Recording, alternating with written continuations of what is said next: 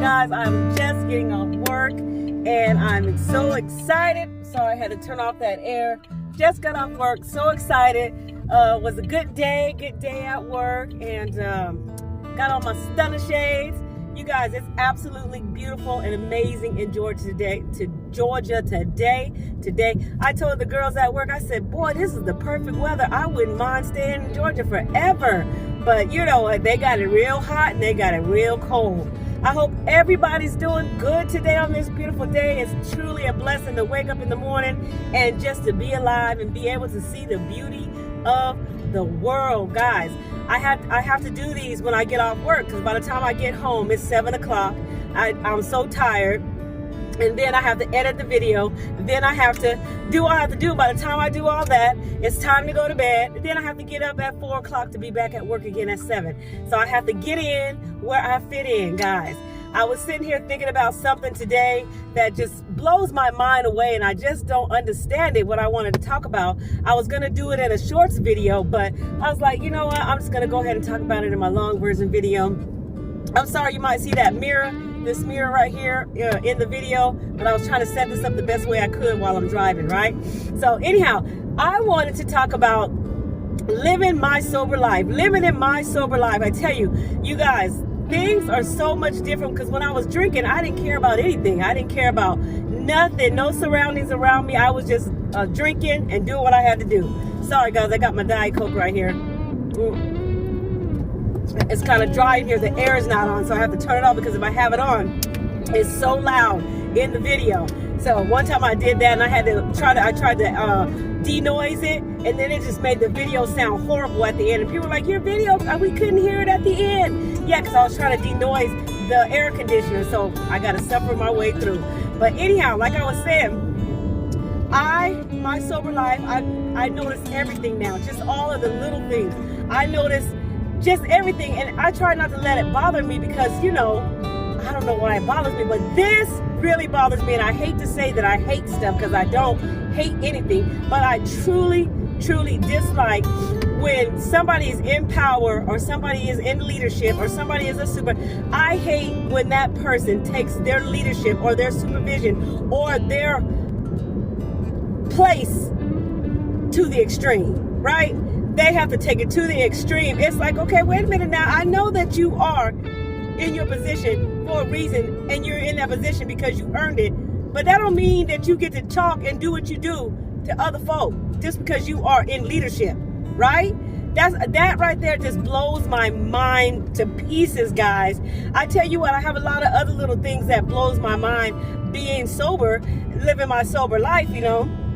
And I try to keep it moving, but sometimes, you know, I just have to feel like I got to address it sometimes, because I think it'd make me crazy if I don't say nothing about it. But that leadership, people who get into that leadership, it's like, I'll give you an example.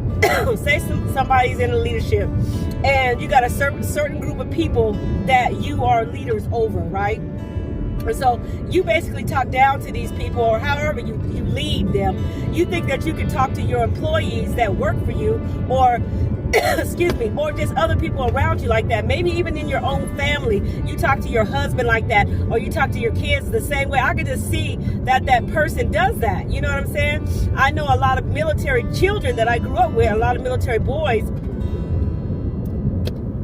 that say that their father was so strict.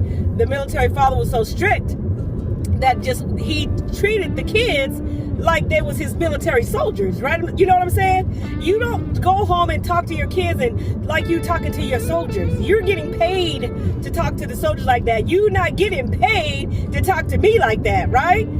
I don't know why my throat is starting to hurt all of a sudden. But yeah, you just don't get paid for that. You are a leader of your people that you're leading, not your family members, not the people that's working for you. You know, you're not getting... I don't get it. I just don't understand that. You take your leadership to the extreme. You know, you don't have to do that. Nobody has to do that. That's why I'm the type of person, if I'm in the leadership or something like that, I'm going to treat everybody, I don't care who it is, how I want to be treated, guys. How I want to be treated. And that's just the bottom line. That's what I'm going to do. You know what I'm saying? And then, I don't know, I just don't understand that leadership, that, you know, there's a lot of leaders that are going around doing stuff that they're not supposed to be doing. You know, I mean, I can name about 10 of them right now that is in high up leadership and just doing stuff that they're not supposed to be doing because they have that power, you know? Please, we can't be just giving just anybody the power to do anything, right? You just can't. You cannot do that. You can't have power and walk all over people like they don't mean nothing to you, you know? I had to come and talk about that because my sober life is absolutely amazing, and I do what I do for my sober life. I mean, you know, this car just sped around me because he just couldn't wait to get right in front of me to only just to be in front of me and not go anywhere. You know, he's going nowhere fast, right? We're in a small town. Where are you going to? You getting ready to go to the whatever that store called, the CK store, the gas station. Look, he's just right there, guys.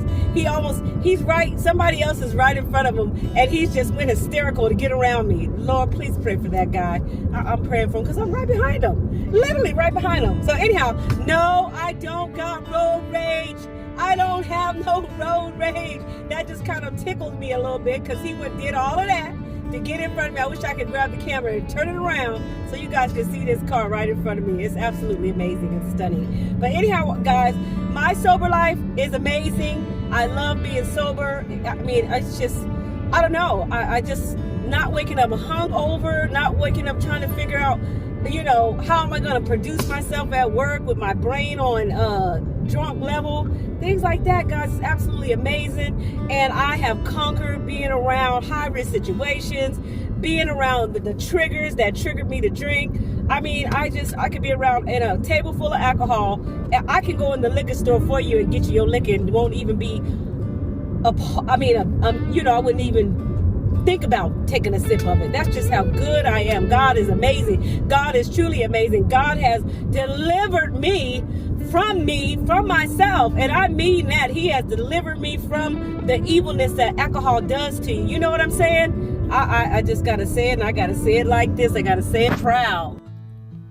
Okay, Spice family, I had to pull over before I caused an accident, right? And I was just saying that I am enjoying my sober life, guys. If you are on your road to recovery, if you're on your road to being sober, it's absolutely amazing, guys. And I recommend that you guys you have to make sure that, first of all, that you're ready to be living a sober life, because you can't be on a seesaw. You can't be on a little seesaw saying, okay, I'm gonna drink this day and drink this week. I'm gonna just do the seesaw. Because I did that. I tried that. I was on that seesaw. Once you get on that seesaw, it's just like a roller coaster, and you're never gonna win. You're never gonna win that game. It's like a game you're playing with yourself, trying to say, okay, I'm gonna quit this week, but I'm gonna have a drink on Saturday, and I'm just gonna be just fine. I'm gonna make it through. And that week, that drink turns into another drink and another.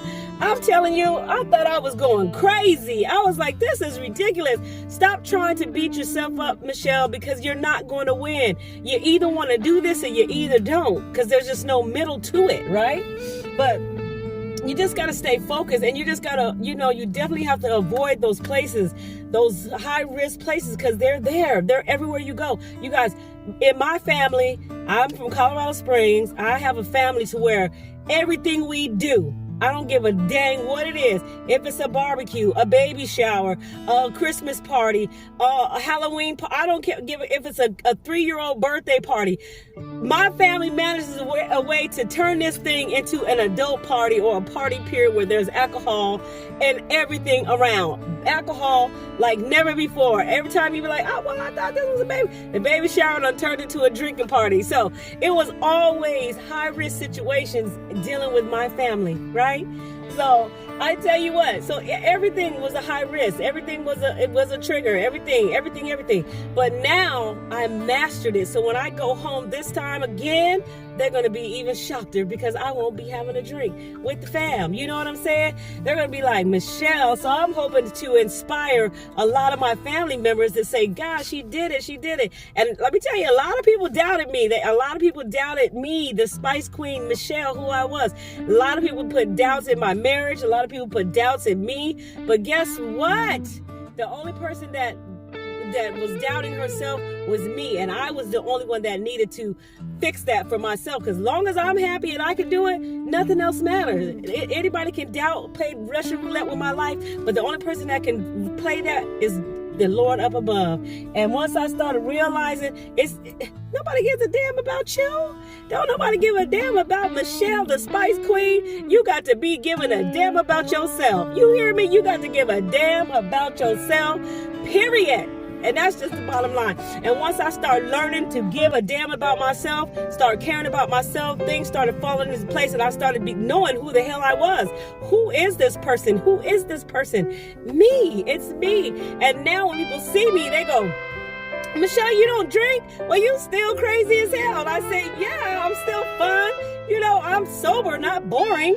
I'm just sober. I mean, I have my Diet Coke, and I still get down with the get down. I still, hey, if you want to play some spades, I'll still clown on some spades.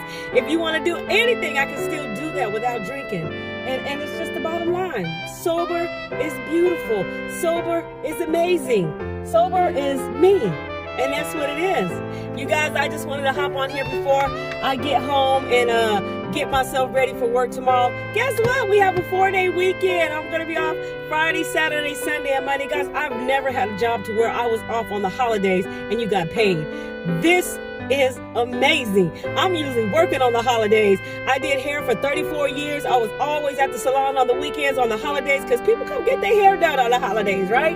And then I did youth treatment counseling for 8 years. Still worked because that place stayed open 24 hours a day. Those children needed to be taken care of. You know, they were at-risk children, so we had to be there 24/7 open. So this is amazing. I'm still working in substance abuse counseling, but it's different. It's different. I'm working in the prison. I'm working with women. It is totally a different environment, and I love it. I love it, guys. So I just want to tell everybody, thank you so much for stopping by. Thank you for riding with me home and getting me home safe and getting me off the road, so when I'm doing this video that I won't crash and die, just like drinking and driving. Don't be being on that camera, driving and being on the camera. Don't do it, Mabel. It's very, very dangerous, so I had to pull over. But anyhow, you guys, thank you so much. Please subscribe to my channel if you haven't already. Please share this video out, and please just be sober. Don't drink and drive. Please. I used to say this thing to people when I used to drink. Don't drink and drive. You might hit a bump and spill your drink. Boy, they used to get a tickle out of that. But now I say, don't drink and drive. And I mean that. Holla at your girl. See you on the next Let's Talk Tuesday. Let's Talk Tuesday. Oh, don't forget to go check out Cooking with the Spice Queen. Don't forget to go check out Cooking with the Spice Queen. See you guys in the next video. Holla at your girl. Smooches.